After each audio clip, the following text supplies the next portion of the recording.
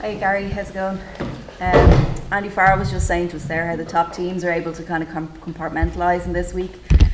Is this week more than most kind of tougher to switch off, and there's been so much hype about this match? I mean, I wouldn't necessarily say it's no. Well, yeah, like what you said, you got to compartmentalise. It's a massive week when you're playing against a team the quality of South Africa. You want to make sure you do absolutely everything right during the week preparation wise. I guess the challenge individually is to focus on that and make sure you tick those boxes during the week, but then get out for dinner or spend a bit of time with lads that are good crack to be around, which can break up the week and make you relax more. So it's definitely a challenge on big weeks. In terms of us, we're staying in a lovely hotel in Tor, in a little bit of a bubble, so probably it's only when you get to the stadium and see the thousands of Irish supporters you realise what's going on outside. But the weeks you want to be a part of and enjoy, and hopefully we can make it an enjoyable weekend. South Africa obviously like to put teams under huge physical pressure. How much does your mentality come into it then, and keeping your head and making the right decisions? It plays a huge part, I think, because the quality of side they are. They'll put us under pressure more than once, several times, I'd say, as they do every week to teams they play against, and it's why they're so good. So it's trying to stay composed, and if they do get us, kind of react in the best way possible for the team, and then try and while dealing with them, try and put in our own best performance. So it's it'll be a test for us, and against one of the best teams in world rugby, definitely. Paul. Garry, just to continue on just about the game itself, like what do you expect from South Africa, and how difficult are they going to be to break down? Incredibly difficult, I reckon. They pride themselves on their defence, and they're a really well organised defensive team. What maybe from the outside looks chaotic, you can see they're all on the same page, and you can have players that can make a massive impact defensively. So it'll put our attack under huge stress, no doubt, and that's the challenge, to try and deal with that, and is to hopefully perform to the level we want to and expect. And then on the other side of it, attacking wise, they've some of the most dangerous individuals in world rugby, on top form. So for when we don't have the ball, there's no room to switch off concentration wise, or else you concede, and that's not even mentioning the physical challenge that we alluded to earlier there. So it's a concoction of everything we need to be on it. I was wondering, just ask you about the occasion, your 50th cap, what it means to you and your family. It's a huge occasion, but try not to treat it as a big occasion. Just try and treat it as, again, how I normally do it every week. Obviously we're up against the world champions, but within myself and my family, it's a huge honour to be able to put on the jersey 50 times. Don't take it lightly. It's every time you put on that jersey, you try and play the best you can and put your best foot forward. When you moved to Ireland, would you ever see the day when you played 50 times? No, not at all. I think I said it to someone before. To be able to get to 50, it's probably like getting 100 caps. I think 50 is a big number, and I know how hard it is to try and get to 100, and I'm just quite lucky to be able to put on this jersey for the 50th time. So no, I want to look forward to it. Thank you. Yeah. Garry, can I ask you, to what extent is the way the Boxers defend a threat to you, but also an opportunity for you?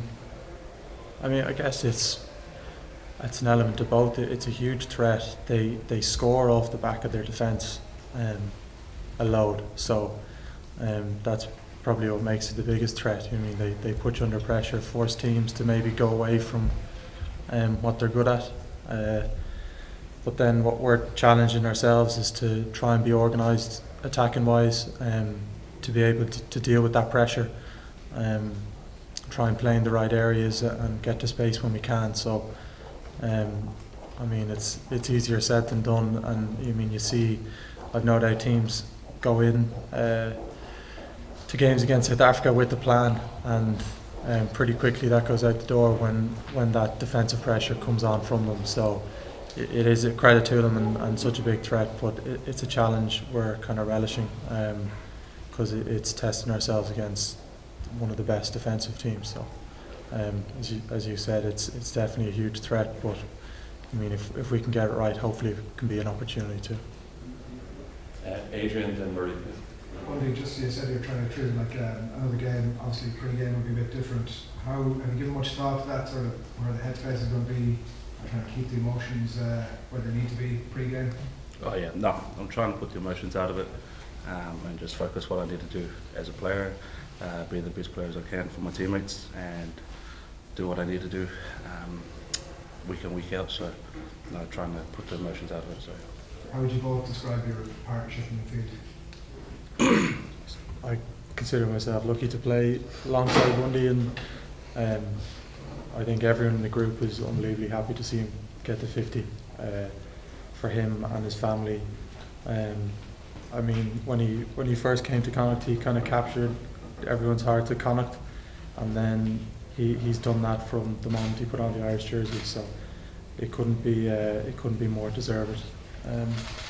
So yeah, as I said, I consider myself lucky to play alongside him, and I know, speaking for the other centres in Robbie and Stu that are here and some that are back home would say the exact same thing. Thanks. Murray. Bundee, you're on a personal level, Bundee, you're playing Jesus, that was my answer. You should have heard Robbie, what Robbie would have said. go on. On a personal level, you're playing some cracking rugby. What would you put that down to? Your great form? I think, like Garry said, it's just the environment and the group of players we have. I think I'm just quite lucky just to get the end of this, those tries, and I think some of the boys, the way they set up the ball for us and make our jobs a lot easier than normal. So yeah, I wouldn't put it into anything. I think everyone's doing a good job about it, and I'm just quite the lucky one to be able to get on the end of it.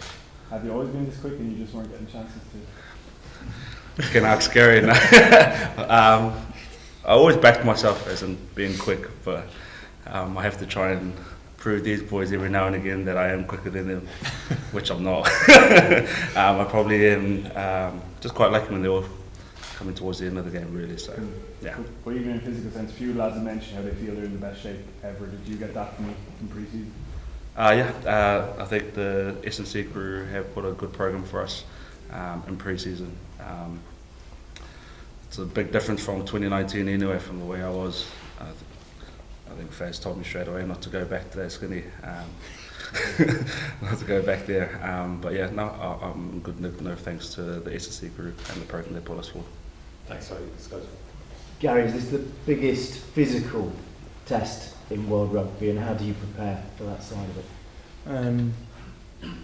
I mean, I think whenever, certainly in my own headspace, whenever you're playing an international test match, you have to get yourself kind of mentally to be ready for that physical battle. So this week is no different in that regard, because for like any game, you got to get to that headspace to be able to perform. But I guess with South African, how they might pride themselves on their physicality, the challenge would be to get to that level, and maybe even a bit more might be needed. So certainly one of the biggest tests we'll have faced. Yeah.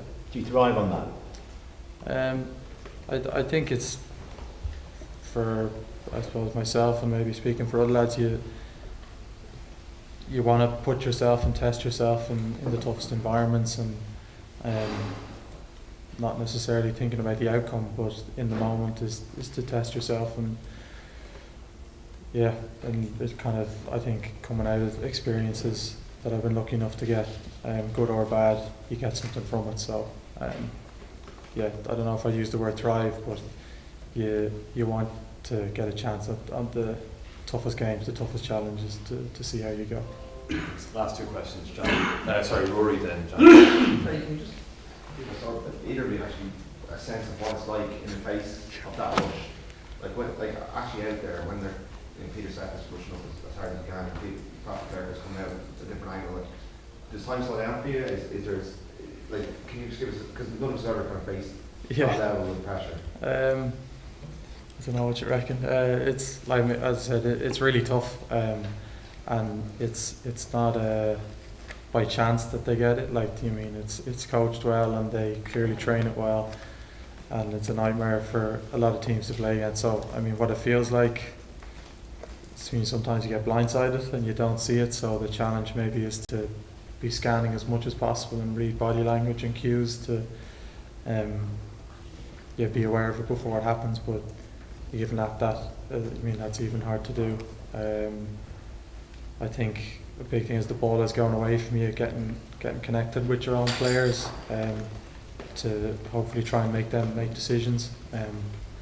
But then, as I said, there's so many good defenders in the team, they usually make the right decision. So there's a whole host of things you kind of need to get right. But well, like saying earlier, it's a huge threat, but hopefully it can be an opportunity if we're properly on it. Yeah.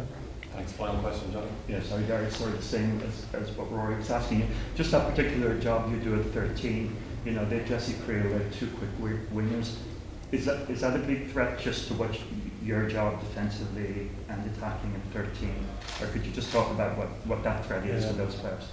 Yeah, like you said, it's massive. I mean, a lot of the time I rely on the guys around me to